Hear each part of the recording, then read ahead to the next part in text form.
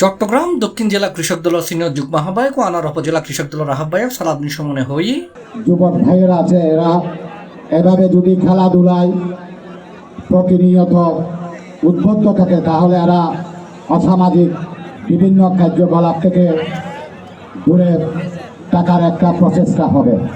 কারণ অলস মস্তিষ্ক হচ্ছে শয়তানের কারখানা। যারা ক্রীড়ার প্রতি আসক্ত হবে, যারা খেলাধুলার প্রতি আসক্ত হবে, সমাজে তাদের যথেষ্ট পরিমাণ অন্যান্য কর্মকাণ্ড থেকে ওনারা বিরত থাকতে পারবে এবং আশা করি এই খেলাধুলা নিয়ে যদি ব্যস্ত থাকেন ইনশাল্লাহ একদিন তারা এই মাঠ থেকে জাতীয় খেলোয়াড়ে হয়তো পরিণত হতে পারবে।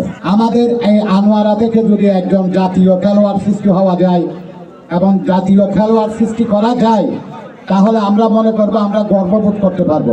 জানুয়ারির 14 তারিখ মঙ্গলবার রাত 8টায় আনোয়ারা উপজেলার কান্তিরহাট এনটিভি প্রিমিয়ার লিগ কর্তৃক আয়োজিত নাইট শর্ট পিচ ক্রিকেট টুর্নামেন্টের সেমিফাইনালত প্রধান অতিথির বক্তব্যে আনোয়ারা উপজেলা কৃষক দলের আহ্বায়ক সালাউদ্দিন সুমন এসব কথা হয়।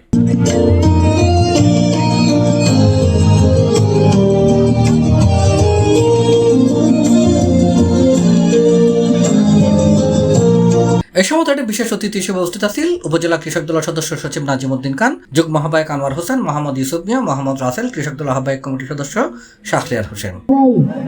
বিশেষ অতিথি হিসেবে উপস্থিত রয়েছেন বিশিষ্ট রাজনীতিবিদ সি প্লাস টিভি, চট্টগ্রাম।